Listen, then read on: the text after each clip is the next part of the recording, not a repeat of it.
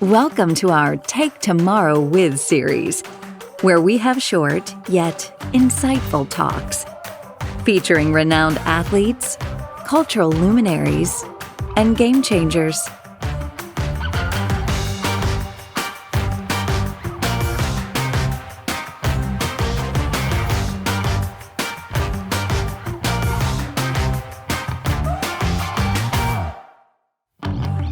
Fire and ice, no regrets, and giving it all you have.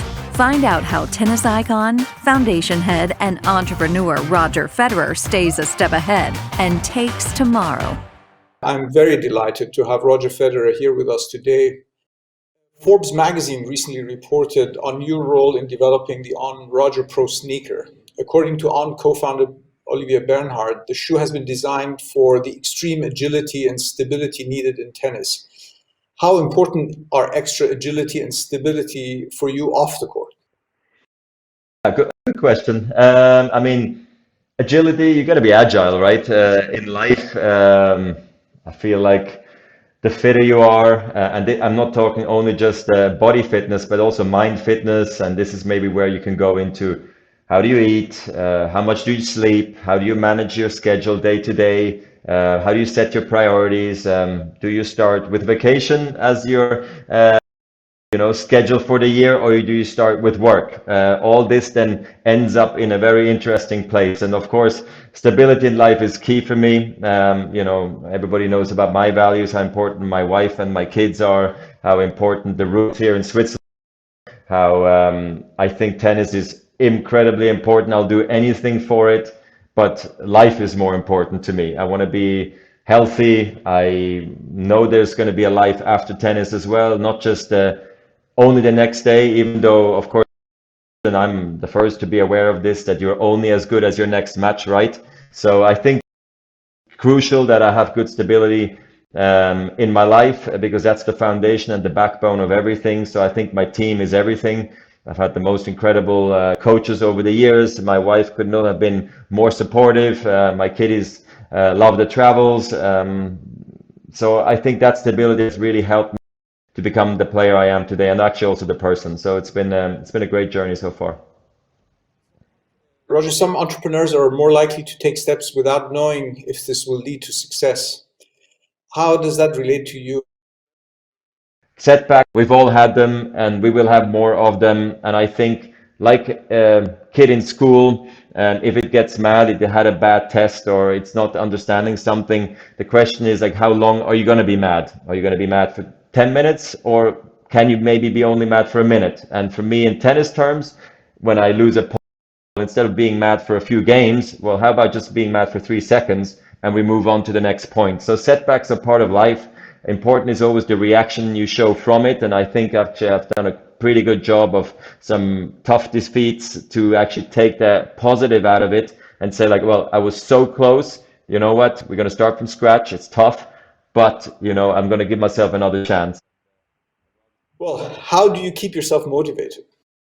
So motivation is key in life. I think being motivated to be a good person, to succeed, to have fun, see your friends. We're all in this together. Especially, I think the pandemic maybe also comes a little bit to the forefront of my mind. If I see like how we're all going through this pandemic, it's a tough situation. And I think if we can motivate, obviously, if you're okay yourself, how about motivating some others? Because a lot of people are fighting some tough battles at the moment.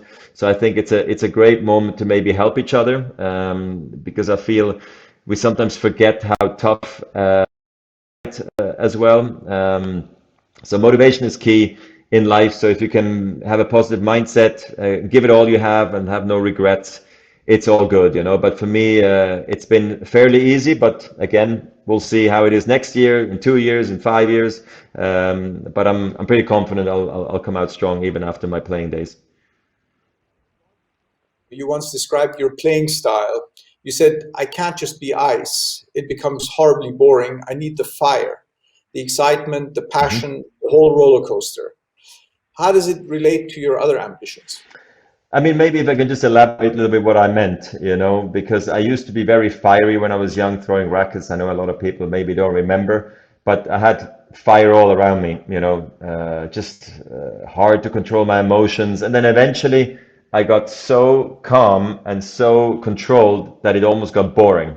But then I remember, if I look at Bjorn Borg and he was ice and John McEnroe was fire, I said, if I can be somewhere in the middle, because that's who I am. I'm actually at heart John McEnroe, but I want to be Bjorn Borg. And for me, it was very interesting to have that balance. It took me a lot of years to perfect it, I think.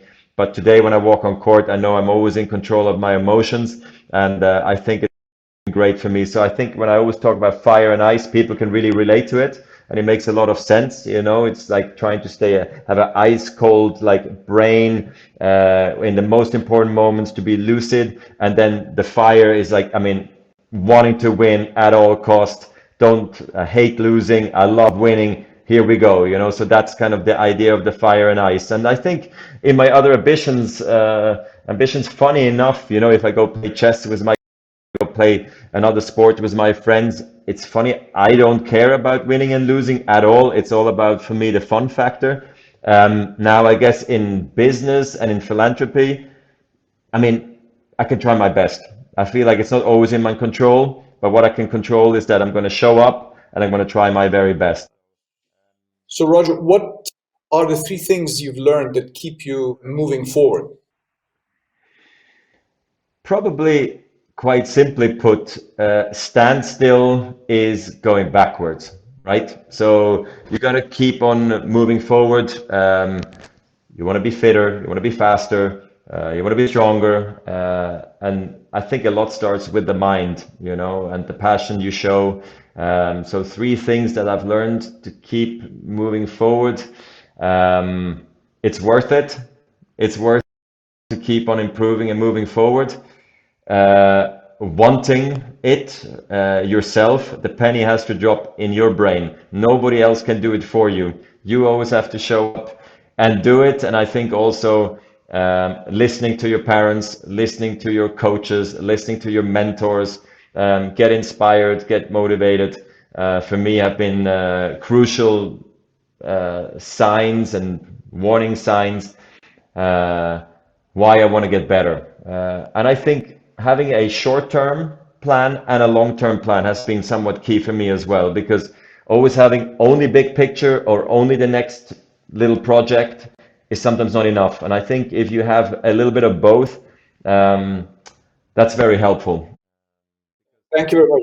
It's a great pleasure to finally get to talk to you. It was a pleasure. Thank you so much. Take tomorrow with Credit Suisse, and always be a step ahead.